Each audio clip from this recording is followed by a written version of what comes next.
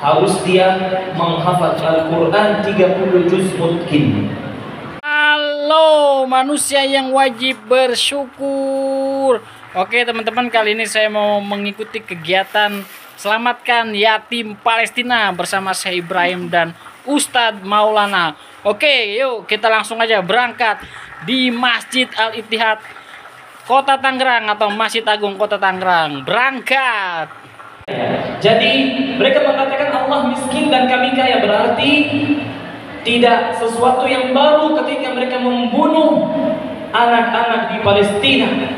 Tidak sesuatu yang baru ketika mereka membunuh wanita-wanita di Palestina. Tidak sesuatu yang baru ketika mereka masih ada 700, bukan 700, 7.000, bahkan sampai saat itu sudah sampai 8.000 juga tawanan Palestina yang ada di dalam penjara Zionis. Di antara 8.000 ini ada 1.500 wanita di dalam penjara. Ada 1.500 anak-anak di bawah 15 tahun. Maka kejahatan Yahudi terhadap umat Islam sudah sangat jelas dari zaman Nabi Muhammad SAW sampai saat ini. Bukan itu saja, bukan menghina Allah saja, tetapi mereka membunuh para nabi dan rasul. Wa qatlahumul anbiya bighairi haqq. Mereka membunuh utusan Allah tanpa alasan yang benar. Hanya orang Yahudi saja, kaum Yahudi yang membunuh utusannya Allah Subhanahu wa ta'ala. Jadi bukan sesuatu yang baru ketika mereka membunuh anak-anak di Palestina. Wa qatlahumul anbiya bighairi haqq wa naqulu dhuqu 'adzabal hariq. Kami akan berkata kepada mereka pada hari kiamat, rasakanlah azab yang membakar. Ikhwani wa akhwati fillah, kemuliaan Palestina dan Masjidil Aqsa disebut dalam Al-Quran mungkin sekitar 10 kali lebih. Di antaranya Allah Subhanahu wa ta'ala berfirman dalam surat Al-Isra ayat yang pertama, Bismillahirrahmanirrahim. Subhanalladzi asra bi'abdihi laylan minal masjidil haram ilal masjidil aqsa alladzi barakna hawlahu linuriyahu min ayatina innahu huwas sami'ul basir. Maha suci Allah yang telah memperjalankan hambanya Muhammad sallallahu alaihi wasallam pada suatu malam dari Masjidil Haram ke Masjidil Aqsa. Kata ahli tafsir, kata para ulama, Allah Subhanahu wa ta'ala sangat mampu untuk memberangkatkan Nabi Muhammad sallallahu alaihi wasallam dari Masjidil Haram langsung ke Sidratul Muntaha. Tetapi Allah Subhanahu wa ta'ala ingin menunjukkan bahwa Palestina dan Masjidil Aqsa milik umat Islam. Bahwa Palestina dan Masjidil Aqsa bukan milik orang Palestina saja, bukan milik orang Arab saja, tetapi Palestina dan Masjidil Aqsa milik umat Islam di seluruh dunia. Allah Subhanahu wa ta'ala menyebut barakna haulahu, yang artinya kami memberkahinya atau kami berkahi sekitarnya. Kata ahli tafsir juga, betapa besarnya keberkahan Masjidil Aqsa sehingga Allah menyebut haulahu yang artinya sekitarnya. Jadi tidak berkahi di dalamnya, tetapi kami berkahi sekitarnya. Kalau di yang sekitarnya udah diberkahi oleh Allah, apalagi keberkahan yang ada di dalam Masjidil Aqsa. Bahkan Al-Masjidil Aqsa diberkahi untuk umat Islam di seluruh dunia, sebagaimana firman Allah Subhanahu wa ta'ala dalam surat Al-Anbiya ayat 71. وَنَجَّيْنَاهُ وَلُوطًا إِلَى الْأَرْضِ الَّتِي بَارَكْنَا فِيهَا لِلْعَالَمِينَ. Dan kami selamatkan Nabi Ibrahim dan Lut alaihi wassalam ke sebuah negeri yang telah kami memberkahinya untuk umat Islam di seluruh dunia. Allah Subhanahu wa taala tidak mengatakan kami memberkahinya untuk orang Palestina saja. Allah Subhanahu wa taala tidak mengatakan kami berkahinya untuk orang Arab saja, tetapi kami berkahi Masjidil Aqsa untuk umat Islam di seluruh dunia. Maka ikhwani wa akhwati fillah, sebagaimana Allah Subhanahu wa taala telah memuliakan Masjidil Aqsa, telah memberkahi Masjidil Aqsa untuk kita semua, maka wajib bagi kita sebagai orang muslim untuk membela Masjidil Aqsa. Karena Masjidil Aqsa kiblat pertama umat Islam. Sahabat Rasulullah Abu Dzar berkata, صلى النبي صلى الله عليه وسلم نحو بيت المقدس 17 شهرا. Rasulullah telah melaksanakan salat selama 17 bulan menghadap Masjidil Aqsa. Kalau kita lihat sejarah Islam, orang pertama yang membebaskan Masjidil Aqsa sahabat Rasulullah, Umar ibn Khattab. Perlu diketahui bahwa Umar ibn Khattab bukan orang Palestina, tetapi Umar ibn Khattab memiliki hati yang sangat peduli, yang selalu memperhatikan umat Islam. Maka beliau berangkat dan menerima kunci Baitul Maqdis. Kemudian ada pahlawan yang sangat terkenal, namanya Salahuddin Al-Ayyubi. Yang mana Salahuddin Al-Ayyubi bukan orang Palestina, Salahuddin Al-Ayyubi bukan orang Syam, Salahuddin Al-Ayyubi bukan orang Arab. Salahuddin Al-Ayyubi sama seperti kita di Indonesia, orang Muslim tapi bukan orang Arab. Salahuddin Al-Ayyubi bahasanya bukan bahasa Arab. Salahuddin Al-Ayyubi bahasanya bahasa Kurdi dari Kurdistan. Maka mudah-mudahan nanti muncul insyaallah Salahuddin Al-Indonesi. Amin ya rabbal alamin, yang bisa membebaskan Palestina dan Masjidil Aqsa. Ikhwani wa akhwati fillah, saya tidak mau cerita tentang kesedihan yang ada di Palestina. Saya ingin menyampaikan bahwa insya Allah dengan izin Allah dalam waktu yang dekat insya Allah kita sangat yakin kita akan melaksanakan salat di Masjidil Aqsa. Kenapa?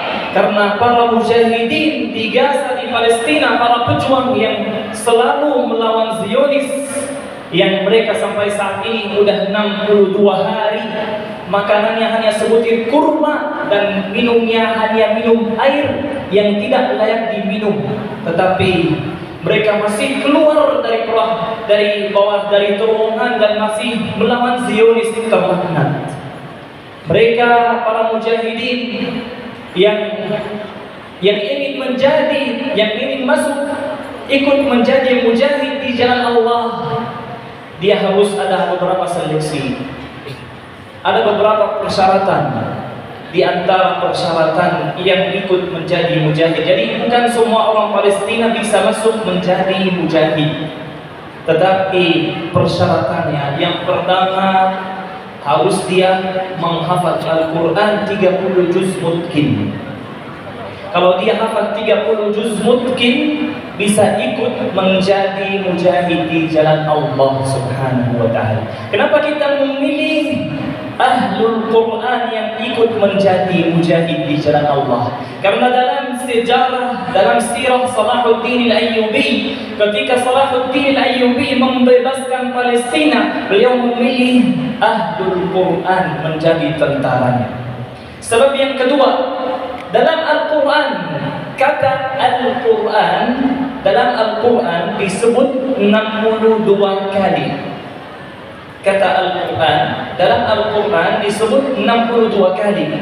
Di antara dari 62 kali, ada 11 kali kata Al-Quran diulang 11 kali dalam surat Al-Isra. Yang mana surat Al-Isra berbincang tentang peristiwa Isra dan Mi'raj, menyampaikan juga berbicara tentang kejahatan Yahudi terhadap Masjidil Aqsa. Lalu di halaman yang kedua langsung Allah Subhanahu wa taala berfirman, "Inna hadzal Qur'ana yahdi lillati hiya aqwam."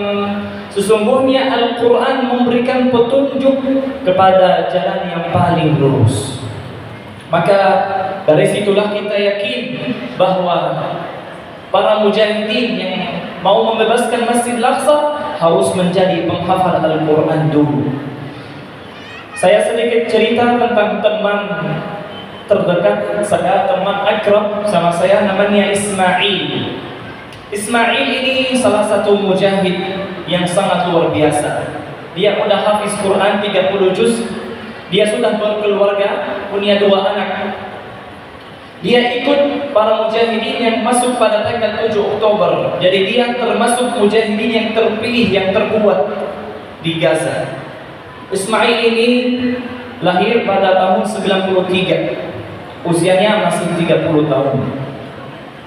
Sekarang dia menjadi syahid di jalan Allah. Tetapi selalu dia mengharapkan, selalu dia berharap dia menjadi syahid. Selalu dia berdoa dia menjadi syahid di jalan Allah Subhanahu wa ta'ala. Bagaimana bekerja keras dia, bagaimana cara ibadah dia sehingga Allah memilih dia menjadi syahid di jalannya. Coba kita lihat apa yang dia lakukan, yang saya menjadi saksi apa yang dia lakukan. Ketika istrinya sedang hamil, dia pegang perut istrinya lalu dia membaca setiap hari 1 juz. Saya bertanya, kenapa lakukan ini? Dia bilang, tujuan saya mau mendengarkan anak saya Al-Quran. Kita sudah tahu bahwa janin bisa dengar, ya bisa dengar apa yang terjadi di luar rahim. Jadi dia setiap hari membaca 1 juz, sehingga dalam waktu 9 bulan dia bisa khatam Al-Quran 9 kali. Setiap bulan dia khatam Al-Quran 30 juz. Dia ingin menjadikan anaknya Ahlul Quran. Mulai dari anaknya masih janin, masih belum lahir, dia mendengarkan anaknya Al-Quran Al-Karim. Maka ikhwani fillah, pesan kita, meskipun sudah 17.000 syahid, di antara 17.000 sudah 6.000 anak yang menjadi syahid dan 5.000 wanita yang menjadi syahid. Yang terluka sudah sampai 50.000 orang. Tetapi alhamdulillah, kata alhamdulillah yang sering kita dengar ketika kita lihat orang yang rumahnya sudah hancur, keluarganya semuanya menjadi syahid di jalan Allah, tapi dia selalu bersyukur, dia selalu ucapkan alhamdulillah. Kenapa kita selalu ucapkan alhamdulillah? Karena kita sangat yakin ini pilihan Allah Subhanahu wa ta'ala untuk kita, agar kita menjadi ahli surga. Allah Subhanahu wa ta'ala berfirman, saya akan baca 2 ayat saja biar kita termotivasi lagi. Saya selalu kalau membaca ayat-ayat seperti ini, saya merasa baru pertama kali saya baca. Saya merasa ayat-ayat yang saya mau baca ini baru turun dari langit. Allah Subhanahu wa ta'ala berfirman dalam surah Al-Baqarah ayat 214. Am hasibtum an tadkhulul jannata walamma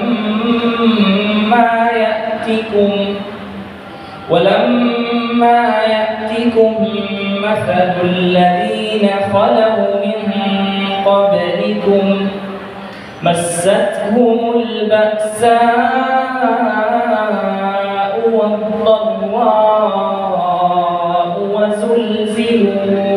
وزلزلوا حتى يقول الرسول والذين آمنوا معه متى نصر الله ألا